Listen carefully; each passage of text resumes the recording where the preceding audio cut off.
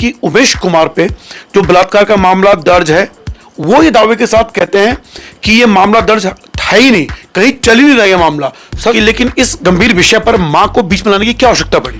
उसके बाद वो आपसे ये कहते हैं कि तुम्हारी सरकार है, तुम्हारे मंत्री हैं, संतरी कुछ भी है, मेरा कुछ नहीं उखाड़ सकते।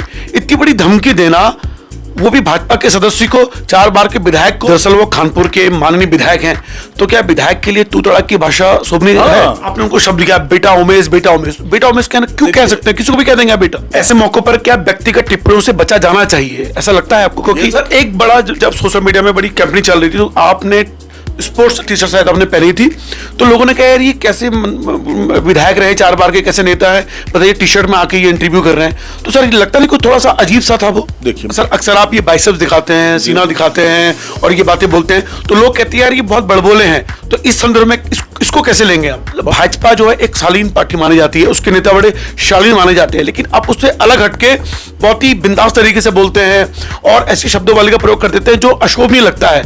तो क्या ये भाजपा वाले कभी आपको रोकते टोकते नहीं है, भाई चैंपियन साहब ऐसा मत बोलो, थोड़ा हमारे छवि का भी ख्याल रखो? जिस तरीके से खुलेआम उमेश कुमार ने बात बोली कि आप मेरा कुछ नहीं उखाड़ सकते, और आपने ये कहा कि कभी तुम 3 महीने में विधायकी छीन लूंगा, कभी 6 महीने विधायकी छीन लूंगा, कितने महीने में आप उनकी विधायकी छीन लेंगे? कोई फिक्स डेट आप बता सकते हैं? हाय, मैं रवि के बिंदास बोल में आपका स्वागत है। इसमें मौजूद हैं हम लोग लंदन और रियासत के हिरासत परिवार के सदस्य और युवाओं के धड़कन के नेता हमारे आदरणीय पड़ोसी चैंपियन जी। सर सबसे पहले स्वागत है हमारे चैनल में। धन्यवाद सर, आजकल खानपुर में जबरदस्त मनोरंजन का केंद्र हो गया, लोग ऐसा मान रहे हैं, उस पर सवाल लूंगा, लेकिन उससे पहले मैं ये सबसे बड़ा सवाल लेता हूं कि एक बहुत बड़ी बात चली कि उमेश कुमार पे जो बलात्कार का मामला दर्ज है, वो ये दावे के साथ कहते हैं कि ये मामला दर्ज था ही नहीं, कहीं चल ही नहीं रहा ये मामला। सबसे पहले उस पर सवाल। देखिए, बेसिकली उमेश एक झूठ बोलने वाले व्यक्ति हैं, उनका चरित्र नहीं है। और पत्रकारों के बीच में, देखिए पत्रकार तो पत्रकारिता चौथा स्तंभ है संविधान का, लेजिस्लेटर, एग्जीक्यूटिव, जुडिशरी और प्रेस। खुद प्रेस से संबंध रखने के बावजूद पत्रकारों की आंखों में धूल झोंक रहे हैं। रुड़की में जो 27-28 अप्रैल को इन्होंने प्रेस कॉन्फ्रेंस की थी, उसमें जब पत्रकारों ने पूछा बलात्कार के मुकदमे के बारे में, इन्होंने ये कहा किसी भी कोर्ट ऑफ लॉ में अगर मेरे खिलाफ बलात्कार की प्रोसीडिंग, मुकदमे की पेंडिंग होगी, मैं तुरंत इस्तीफा दे दूंगा। हमने निकाल करके हाई कोर्ट का वो कागज दिखा दिया जिसमें 4 बार से इनके खिलाफ डेट लग रही है। 5वीं डेट का जिक्र है, 11 जुलाई 2023 को दिल्ली में डेट लगी है, दिल्ली हाई कोर्ट में। मतलब आप ये कह रहे हैं कि 5वीं डेट है? जी हाँ, और उसमें साफ उल्लेख होता है कि ये झूठ बोल रहे हैं, इनको तत्काल इस्तीफा देना चाहिए, जब हमने साक्ष्य इनको दिखा दिया। लेकिन वो ऐसा षड्यंत्रकारी व्यक्ति है कि पब्लिक का ध्यान मोड़ने के लिए, पहले तो उसने इसलिए बोला था क्योंकि मैंने बताया था कि जो मेरे द्वारा विकास कार्य कराए गए उनको अपने नाम से दर्शा रहे हैं, जो कि गलत है। मैंने विरोध किया था, आपत्ति जताई थी, तत्काल पत्रकारों को ध्यान मोड़ दिया। 376 के केस के ऊपर की सब मेरे ऊपर नहीं है। अब ये कह रहे हैं कि कुंवर प्रणव सिंह ने जो वीडियो अपना वायरल किया उसमें मेरी माता को, मेरी बहन को गाली दी है, अपशब्द कहें। भाई मैं क्यों अपशब्द कहूंगा? भाई मैंने तो शुरुआत की है, आप पूरा वीडियो देखिए। मैंने कहा देखिए, माता सबकी होती हैं, हमारी भी माता है, माता बराबर है, लेकिन कुछ कर्म मनुष्य के होते हैं जो उसको विच्छेदित करते हैं, ऐसा मैंने उल्लेख किया।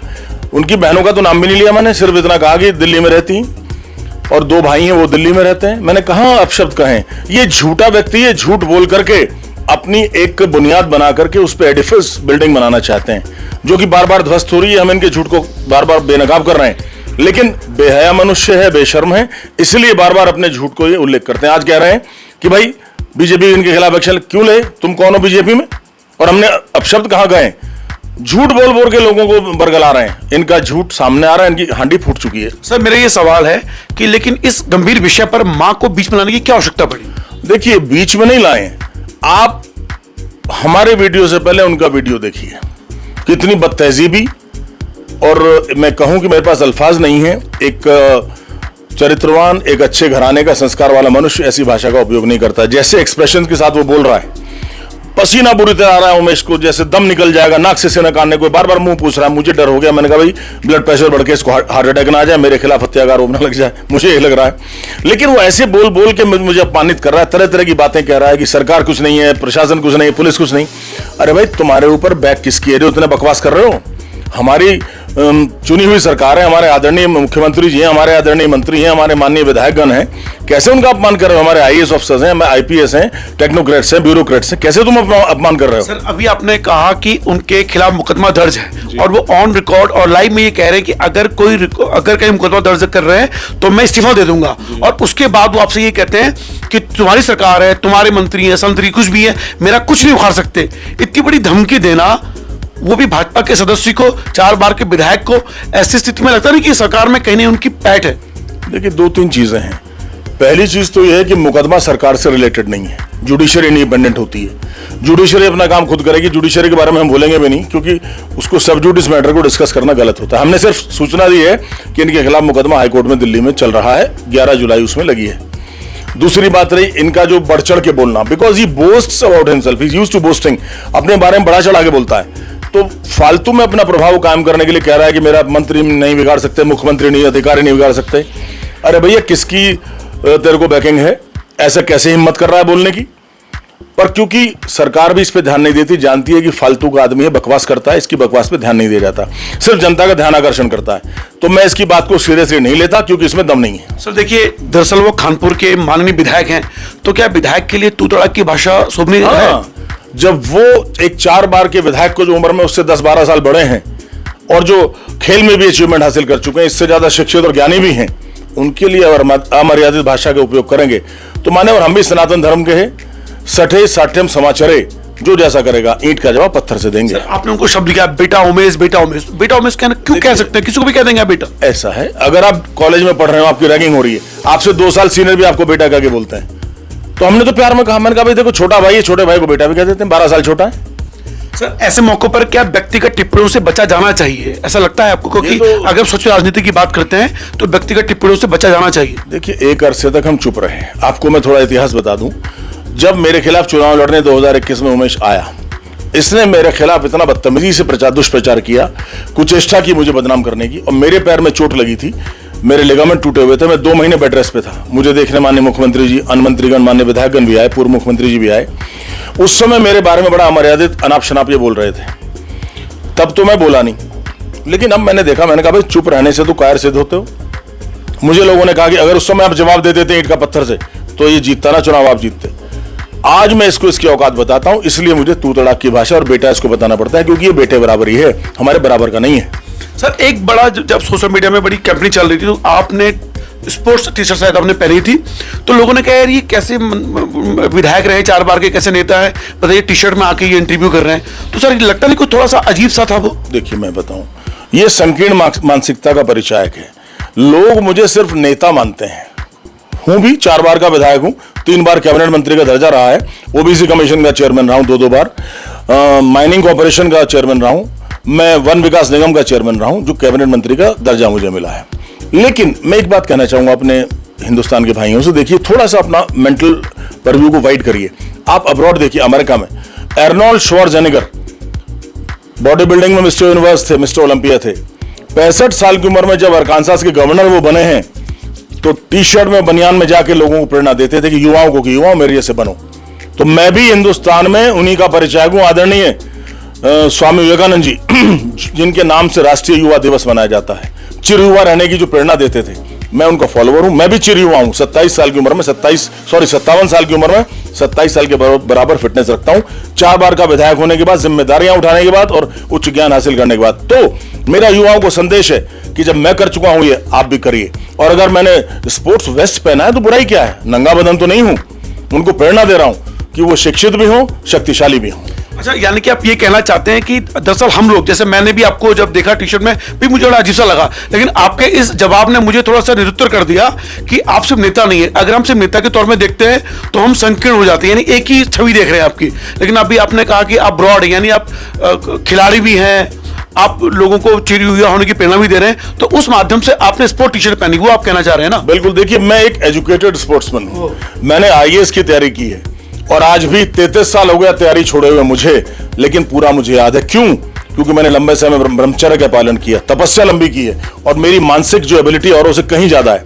आईएएस आईपीएस बहुत से फ्रेंड है मेरे, टेक्नोक्रेट्स भी हैं, लेकिन सर्विस में क्वालिफाई करने के 5 साल बाद सब भूल जाते हैं।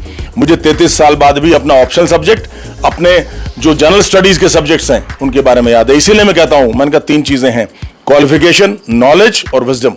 क्वालिफिकेशन है आपने सिर्फ क्वालिफाई कर लिया, एमएससी पीएचडी कर लिया, एमबीबीएस हो गए, इंजीनियर हो गए, लेकिन नॉलेज है अपने विषय के अलावा हर विषय के बारे में आपको ग्रेजुएट लेवल की नॉलेज हो, और जब आवश्यकता पड़े आप उसका उल्लेख कर सकें तो आप नॉलेजेबल हैं, और विजडम आप जानते हैं। तो इसलिए मैं औरों से अलग हूं, स्पोर्ट्समैन भी हूं, क्वालिफाइड इंटेलिजेंट भी हूं और नेता भी हूं। मैंने कहा ना, विद्वान, बलवान, किसान, नेता, नौजवान, ये 4 चीजें हैं जो मैं युवाओं से शेयर करना चाहता हूं। आप भी बनो। सर, अक्सर आप ये बाइसेप्स दिखाते हैं, सीना दिखाते हैं और ये बातें बोलते हैं, तो लोग कहते हैं यार ये बहुत बड़बोले हैं, तो इस संदर्भ में इसको कैसे लेंगे आप? बहुत अच्छा सवाल है। देखिए, ये मिसअंडरस्टूड करते हैं। भारतीय जनमानस का मानसिक पटल थोड़ा संकीर्ण है, बिकॉज यहीं की परंपराओं में देखते हैं कि सब नेता का मतलब कुर्ता पजामा। आप वर्ल्ड में जाए ना, अमेरिका, ऑस्ट्रेलिया, इंग्लैंड और कॉन्टिनेंट्स में जाके देखिए नेता किस तरह के हैं, क्या परिधान पहन के आते हैं, क्या क्या उनके अचीवमेंट्स हैं। बहुत से ओलंपियंस हैं, ओलंपिक चैंपियन रहे जो जाके विधानसभा में, लोकसभा में पहुंचे अपने अपने देशों की। तो मैं उसी का परिचायक हूं, because I have travelled the world. पूरा आधा दुनिया मैंने देखा है, पूरा हिंदुस्तान देखा है। मैं अपने युवाओं के लिए प्रेरणा हूं। कोई क्या उसको कह रहा है, किस तरह से ले रहा है, ये उनकी प्रॉब्लम है। कोई कुएं के मेंढक हो तो मेरा उसमें कोई दोष नहीं। मैं एक ब्रॉड माइंडेड आदमी हूं और युवाओं को वही प्रेरणा देता हूं बाइसेप्स चेस्ट दिखा करके कि मैं 57 साल में कर सकता हूं, आप 17 या 27 में क्यों नहीं कर सकते। पढ़िए भी, शिक्षित भी बनिए और शक्तिशाली भी बनिए। दरअसल मैं भी इस विषय पर खुद भी शर्मिंदा हूं कि मैंने कपड़ों से इनको जज कर लिया। दरअसल हमारे देश में कपड़ों से हम किसी को जज करते हैं, महिलाओं को भी जज करते हैं, लोगों को भी जज करते हैं, तो हमारी ये मानसिकता संकीर्ण है। इसको आपने खुल के बताया, उसके साधुवाद के पात्र है। लेकिन सर, दरअसल भाजपा जो है एक शालीन पार्टी मानी जाती है, उसके नेता बड़े शालीन माने जाते हैं, लेकिन आप उससे अलग हटके बहुत ही बिंदास तरीके से बोलते हैं और ऐसी शब्दों का प्रयोग कर देते हैं जो अशोभनीय लगता है। तो क्या ये भाजपा वाले कभी आपको रोकते टोकते नहीं है, भाई चैंपियन साहब ऐसा मत बोलो, थोड़ा हमारे छवि का भी ख्याल रखो? नहीं, अशोभनीय किस संदर्भ में मान्यवर, ये बताइए किस सम्मानित नेता के विरोध में मैंने अशोभनीय वक्तव्य दिया? नहीं, ऐसा तो नहीं बोला, लेकिन जिस तरह से आप बोलते हैं ऐसा लोगों को लगता है। नहीं, उसका परिभाषित तो कीजिए। अगर मैं किसी अपराधी के खिलाफ बोल रहा हूं, उसको मैं अशोभनीय नहीं मानता, क्योंकि उससे 10 गुना ज्यादा अशोभनीय वो बोल चुके हैं हमारे खिलाफ।